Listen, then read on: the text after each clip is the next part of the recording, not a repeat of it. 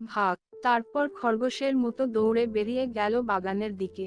বনশ্রী উঠে গিয়ে দেখল, একটা ছেলে বাগানের কোনায় কচি আমগাছের দিকে ঢিল তুলেছিল।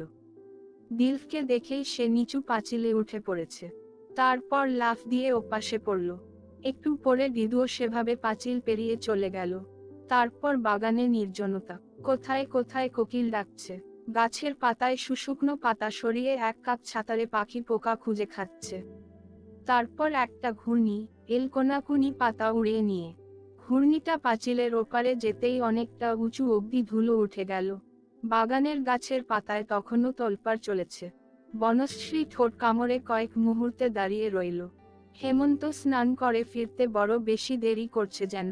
একা থাকা মানেই নিজের মুখোমুখি হওয়া। বিছুটা এসে পড়েছিল, সেও চলে গেল।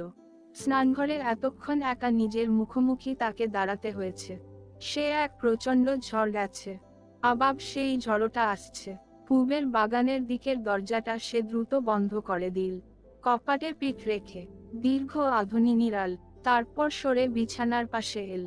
হেমন্ত কিছু একটা আজ তো করেছেই এবং করাটাই স্বাভাবিক, কিন্তু কিভাবে ওকে সব খুলে বলবে সে ভেবে পাচ্ছে না। সব শুনে হেমন্ত নিশ্চয় বলবে, আগে কেন বলনি? তুমি আমাকে ঠকাতে চেয়েছিলে। আর হেমন্ত তাকে ঘৃণা করবে। ঘৃণা না করে পারেই না। অথচ বনশ্রীর ভালবাসায় তো এতটুকু খাদ নেই। হেমন্তকে প্রথম দেখার মুহূর্ত থেকে সে নির্ভরযোগ্য মনে করেছিল। ওর মধ্যে একটা ডালপালাওয়ালা বড় গাছের অস্তিত্ব আছে যেন। সব কিছুতে ওর প্রখর দৃষ্টি, বনশ্রীর ভালমন্দে সুখ দুঃখে যেন ওর প্রচণ্ড আগ্রহ আর সহানুভূতি এতদিন টের পেয়েছে বনশ্রী। আসার সময় ট্রেনে বনশ্রীর কাপড় থেকে কয়লার গুঁড়ো সাফ করে দেওয়ার মধ্যে এনশ্রী এক ধরনের সাংসারিক নিষ্ঠার আভাস পেয়েছে। খাওয়ার সময় ওর এত যত্ন, বনশ্রীর স্বাস্থ্যের দিকে ওর অত দৃষ্টি। অথচ একটু আগে বনশ্রী মূর্ছিত হয়ে পড়ল, হেমন্ত তারপর যেন সম্পূর্ণ বদলে গেল। কোন হইচই করল না, ডাক্তার ডাকার কথাও তুলল না। নাকি দুজনের পরিচয় ফাঁস হবার ভয়? বনশ্রী ঠিক ধরতে পারছে না। খালি মনে হচ্ছে হেমন্ত খুব বুদ্ধিমান ও খরদৃষ্টি বলেই একটা কিছু আজ করেছে। বনশ্রীর মাথাটা ঘুরে উঠল। সে তক্ষুনি স্থ বসল। তারপর একেবারে শুয়ে পড়ল। 4 বনশ্রী দরজা খুলতে দেরি করছে দেখে হেমন্ত একটু ভয় পেয়েছিল, আবার অজ্ঞান হয়ে যায়নি তো? বনশ্রীর সম্ভবত ফিটের অসুখ আছে, তাকে বলেনি। থাকা তো স্বাভাবিকই। হেমন্ত আর একটু ঘুরে বাগানের দিকে গেল। জানলায় উঁকি মেরে দেখল বনশ্রী চোখ বুজে শুয়ে আছে। সে ডাকল, বনশ্রী, বনশ্রী। আরো কয়েকবার ডাকার পর বনশ্রী চোখ খুলল। চোখ লাল। কয়েক মুহূর্ত তাকিয়ে থাকার পর সে হড়মুড় করে উঠে বসল। হেমন্ত বলল, কি ব্যাপার, ঘুমোচ্ছিলে? অপ্রস্তুত হেসে বনশ্রী দরজা খুলে দিল। হেমন্ত ফের বলল, অনেকক্ষণ থেকে ডাকছি। তারপর ঘুরে এদিকে এলুম, দেখি শুয়ে আছো। তোমার দেরি দেখে ঘুমিয়ে নিচ্ছিলুম। হ্যাঁ, একটু দেরি হয়েছে। এতক্ষণ সাঁতার কাটছিলে নাকি? হেমন্ত ভিজে কাপড় বদলাচ্ছিল। বলল, তোমাকে অসুস্থ মনে হচ্ছে। বনশ্রী জোরে মাথা দোলাল। না, অসুস্থ হব কেন? বলে সে চাপা হাসল। ফের বলল, সারা রাত তো ঘুমোতে দাওনি। ভীষণ ঘুম পাচ্ছিল। হেমন্ত বাইরে গিয়ে তারে কাপড় মেলে দিয়ে এল। তারপর চুল আঁচড়াতে থাকলো চুপচাপ। তারপর চিরুনি থেকে চুল থাপ করে ফেলতে গিয়ে হাসলো, আমার চুল পাকতে শুরু করেছে, লক্ষ্য করেছো? এই দেখ, বলে একটা সাদা চুল যেচে বনশ্রীর চোখের সামনে ধরল। বনশ্রী চুলটা নিয়ে একবার দেখে হাসতে হাসতে বাইরে ফেলে দিল। বলল, খুঁজলে হয়তো আমারও না পাবে এমন নয়। এমন সবারই পাকে, কে জানে। কিন্তু আমি তোমাকে বয়স লুকোইনি। এই মার্চে 42-এ পড়েছি। আমিও কম নই। তোমাকে আমিও বয়স লুকোইনি। বরিশ বলেছ, 42 হয়তো নয়। কত শুনি? 25-26। তার চেয়ে বলো 20-20। শুনে মন নেচে উঠবে। হক, তাই দেখায় তোমাকে। বলে হেমন্ত খাটের পাশ দিয়ে ঘুরে দক্ষিণে জানলায় গেল।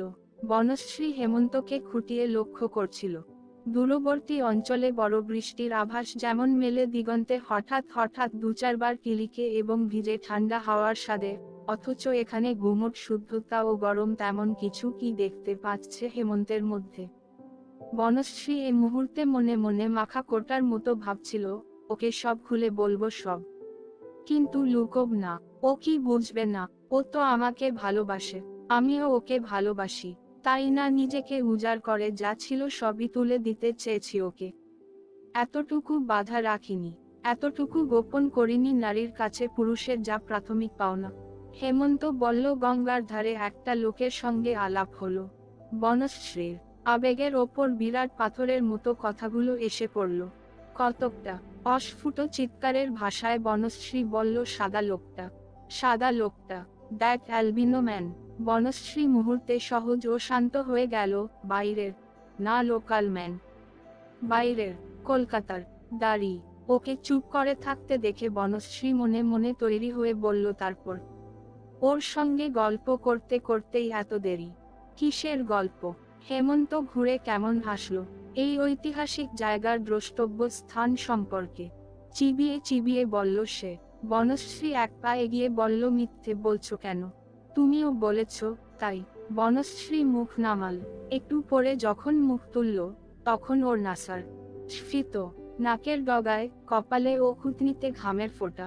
তার ঠোঁট কাঁপছে, নিচের ঠোঁট কামড়ে ধরল সে। আরও কয়েক মুহূর্ত কেটে গেল। তারপর ভাঙা গলায় বলল আমাকে ক্ষমা করো। সে টেবিলের দিকে এগিয়ে গেল, একটু দাঁড়ালো, তারপর বালুনার কাছে গেল, তারপর জানলা দিয়ে বাগানের দিকে তাকালো। হেমন্ত বলর, কি? আমি কি চলে যাব? কেন? আমি মিথ্যাবাদী। হেমন্ত দ্রুত এসে তার সামনে দাঁড়ালো। তার দু কাঁধে হাত রেখে বলল তুমি আমাকে ভুল বুঝো না। আমার কাছে তোমার পিছনের সব ব্যাপার মিথ্যা। আজার কাছে একমাত্র সত্য যা তা তুমি। যদি কেউ বলে তোমার শুধু স্বামী নয় ছেলে মেয়েও আছে, আমার একটুকু খারাপ লাগবে না। কারণ তো বললাম তোমাকে সূর্য, তোমাকেই আমি চেয়েছি, এখন চাইছি, সারা জীবন চাইব। বনশ্রী ওর বুকে মুখ গুজল, ভাঙা গলায় বলল আমার সবটাই মিথ্যে নয়, ভালোবাসা সই। 9.3 তুমি বিশ্বাস করো? হলঘরের সদর দরজায় নামিয়ার ডাক শোনা গেল। বড় সাব, আমি নাম আছি। হেমন্ত বলল খাবার এসে গেছে। বনশ্রী বাগানের দিকের দরজায় গিয়ে দাঁড়ালো। হেমন্ত হলঘরে ঢুকল। নালুমিয়া একটা মন্ড টিফিন ক্যারিয়ার এনেছে, দুটো প্লেটও এনেছে। তাকে ভেতরে ঢোকার সুযোগ দিল না হেমন্ত। বলল ঠিক আছে, তুমি ও বেলা এসে এগুলো নিয়ে যেও। নাজুমিয়া চলে গেল। হেমন্ত ডাকছিল বনশ্রী, এগুলো ধরো। বনশ্রী ইতগত করে হলঘরে গেল। তারপর নিঃশব্দে টিফিন ক্যারিয়ার আর প্লেট দুটো নিয়ে এল। হেমন্ত সদর দরজাটা বন্ধ করল। এই ঘরে এসে হেমন্ত বলল আশা করি এখন খিদের সময় ওসব কোন কথা তুলবে না, বলবে না যে খিদে নেই। আফটার অল ছেলেমানুষি করার বয়স দুজনেই পেরিয়েছি। হেমন্ত ওর হাত ধরে টেনে চেয়ারে বসাল। বনশ্রী কুণ্ঠিত স্বরে বলল তুমি তো দেখেছ আমার খিদে কম, খাই কত কম, প্লিজ জোর করো না, বমি হয়ে যাবে। হেমন্ত বলল জোর করব না, শুধু বলবো যা কিছু ঘটুক আমরা হাসি মুখে উড়িয়ে দেব সব।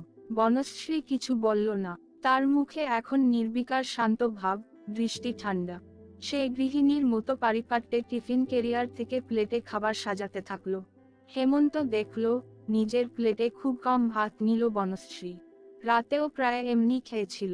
জীবনের ভেতরে গন্ডগোল থাকলে খাওয়ার মতো আবশ্যিক ব্যাপারেও মানুষ উদাসীন হয়ে পড়ে। হেমন্ত মমতায় আপ্লুত হয়ে ফের বলল ঠিক আছে, যা পারবে খাও, কিন্তু মাইন্ড দ্যাট শরীর একটা ভাইটাল জিনিস, তাই না? বলেই সে চোখে একটু অশালীন ঝিলিক তুলে হাসতে থাকলো। বনশ্রীর মনে হলো হেমন্ত তার শরীরকেই হয়তো বেশি ভালবাসছে। যতক্ষণ খাওয়া চলল আর কোন কথা হলো না। বাগানের দিকের দরজায় গিয়ে ওরা আচাল। তারপর হেমন্ত তোয়ালেতে হাত মুখ মুছে সিগারেট ধরালো। বিছানায় এসে বসল। বনশ্রী একটা চেয়ার টেনে কাছাকাছি বাগানের দিকের দরজার মুখোমুখি বসল। টিফিন ক্যারিয়ারটা টেবিলের ওপরই রাখা আছে। টোগুলো প্লেটে তুলেছে বনশ্রী। দুটো প্লেট টেবিলের তলায় রেখেছে। টেবিলে জল ছড়িয়ে হাতেই মুছেছে। হেমন্ত খুঁটিয়ে লক্ষ্য করেছে রাতে এই সংসারিক না বা গৃহিণী সুলভ পারিপাট্য দেখে হেমন্ত একটু অবাক হয়েছিল। এখন আর অবাক হবার কিছু নেই। বনশ্রী বলল, দিদুটা এলে ভালো হতো, অনেক খাবার থেকে গেল, বলে সে চেয়ার থেকে উঠে বাইরে গেল। সিঁড়ির ওপরকার মার্বেল চত্বরে দাঁড়িয়ে বাগান খুঁজতে থাকলো। হেমন্ত বলল, ছেড়ে দাও, তোমাকে কিন্তু বড্ড ভয় পায়, এখন ডাকলেও আসবেন না হয়তো। হেমন্ত হাসল। উলঙ্গ রাজার গল্পটা মনে পড়ছে। আচ্ছা, তোমার কি মনে হয় আমাদের মধ্যে কিছু একটা গন্ডগোল আছে, যা ওই ছোড়াটারও চোখে পড়েছে? তা কেন? অনেক ছেলের হয়তো একটা বিশ্রী কৌতূহল থাকে পুরুষ ও মেয়েদের প্রাইভেট ব্যাপার সম্পর্কে। হেমন্তের মনে হলো বনশ্রী পুরোপুরি স্বাভাবিক হয়েছে এতক্ষণে। হেমন্ত বলল, কে জানে, উলঙ্গ রাজার গল্প আছে, কমবয়সীদের চোখে হয়তো অনেক কিছু ধরা পড়ে। বনশ্রী বাগানের দিকে দৃষ্টি রেখেই বলল, তোমার পাটোয়ারিজির চোখকে ফাঁকি দিতে পেরেছি বলে মনে করো তো?